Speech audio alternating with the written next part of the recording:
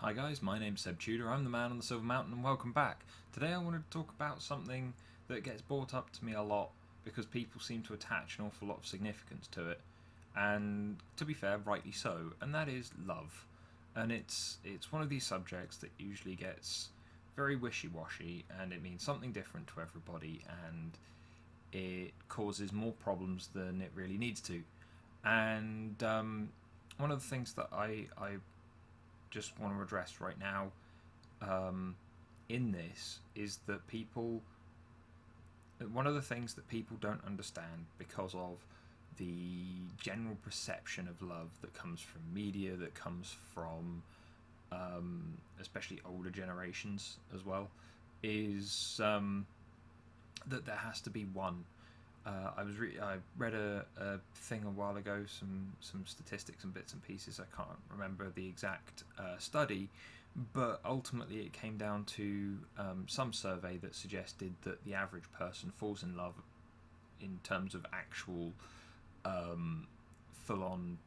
chemical attachment in the brain kind of levels of actual love about 7 times during their lifetime. You know, I myself can speak of 5 for me, and I know full well that I'm not the only person that is in that kind of situation, and it's something the people treat as this kind of ephemeral thing, as if it's the elemental one, as if it's one of the elemental rings from Captain Planet or something like that. It's not something that's particularly concrete, and yet there is concrete evidence for what love is. And to sum it up, it's the chemical reaction in the brain that causes very strong levels of attachment to a partner, usually for the purposes of reproduction and continuing the species. So what it essentially is a chemically induced illusion. But then again,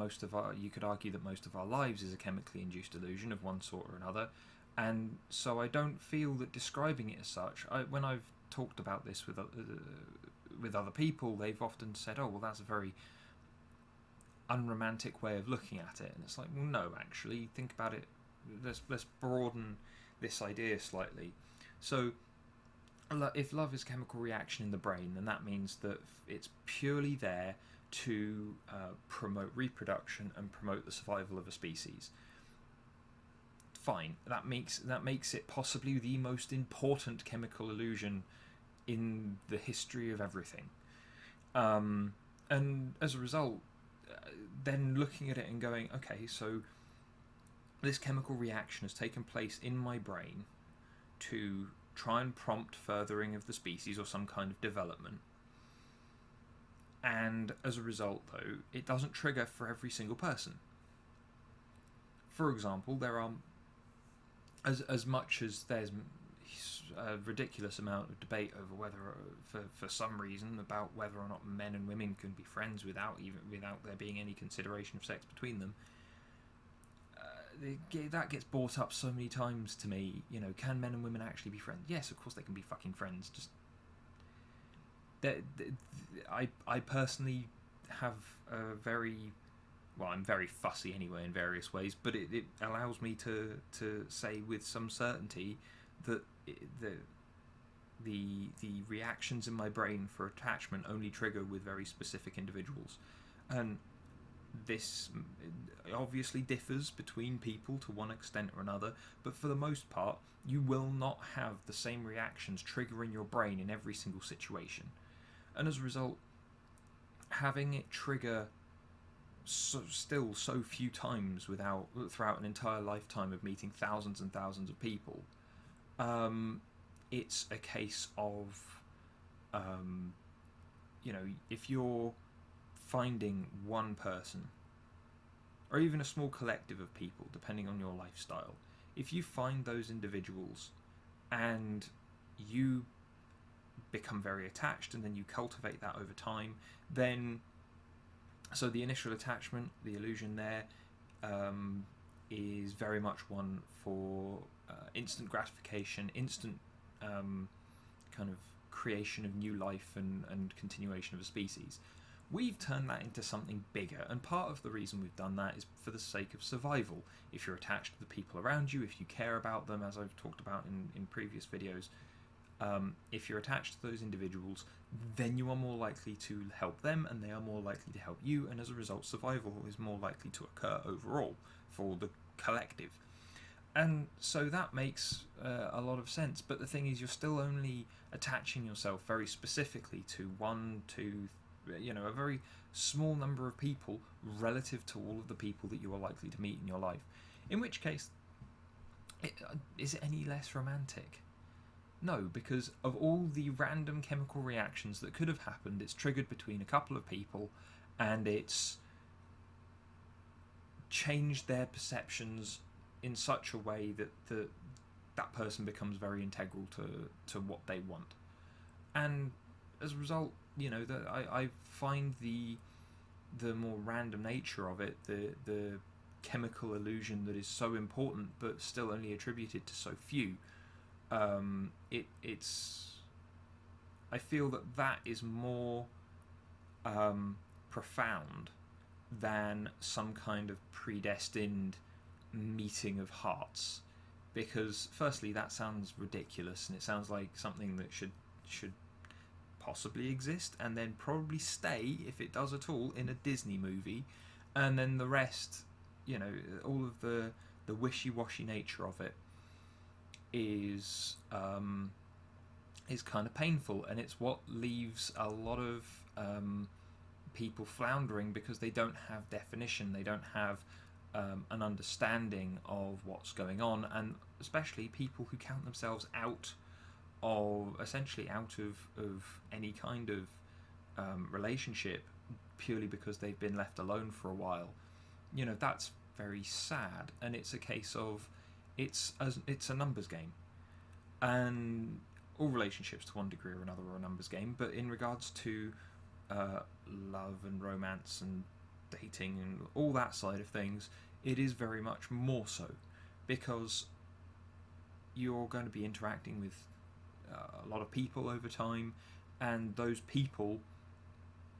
you're only going to have a very small percentage of those that you actually trigger with in regards to these chemical reactions, in regards to the attachment, in regards to then continuing that afterwards and maintaining that long term to one degree or another. That's a very, very small number, and to think that you've only got one shot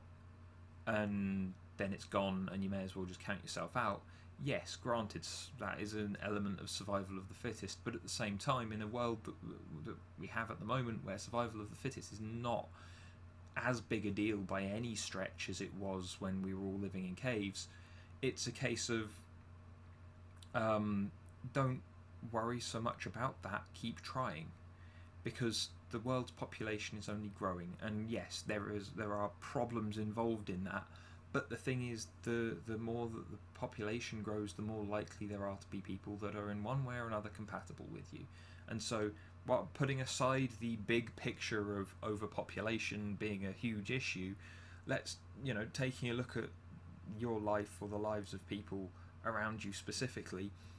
and how enriched and how happy they can be, the making sure that you don't just give up on yourself in this regard is important. And as a result, a handful of random chemical reactions that just trigger for a reason or another, I feel are far more important, have far more weight to them, far more meaning, far more worthwhile in regards to the cultivation of them afterwards, and so on and so forth, than some supposed predestined happening between two people that if it happens it works, if it doesn't it doesn't. And the number of people that I've talked to, especially young people now, who feel so hopeless because the world is all on the internet and everyone's lives are online, and any kind of ability to move forward, they feel is very difficult, and in some instances it is, especially more so for young men than young women. But it's a case of, just because you're not in a good place at the moment doesn't mean that you can't be in a good place later on. And one of the biggest things about that is the whole, lots of people become very selfish or very picky in regards to love or attachment once it happens, and that's where it breaks down, because today's society has become much more selfish in a lot of ways. But the thing is, love as a mechanism for survival was very much about not just creating new offspring and continuing to breed and so on, but it was also about ensuring that those offspring were in an environment that they could grow, and it was ensuring that the parents were both kept safe. In which case, love as a mechanism, as a reaction, not even considering all of the other stuff attached to it by the modern world, but just in it, at its very core, it's about giving, it's about looking after other people, and that is the one thing that people shouldn't be losing sight of when it comes to the cultivation of it after the fact. And it's when people get picky, it's when people get very, very demanding for one reason or another, and where it always has to be either one person gets and one person gives, or one person, or it always has to be dead on equal, instead of there being a little bit of give and take on a regular basis. That's when things start to break down, because that's when resentment sets in, and I'm sure I'll do more videos on this, as I've said in the past. Love and dating and that kind of thing are all things that I've spent an awful lot of time on and are fascinating to me. But I would like to know what you guys think. What do you define love as? How many times have you been in love? I'm as I said, fascinated. So please let me know in the comments down below. If you found this at all interesting, or if you like the perspective I took, then please leave me a like, and otherwise subscribe for more. Take care, guys.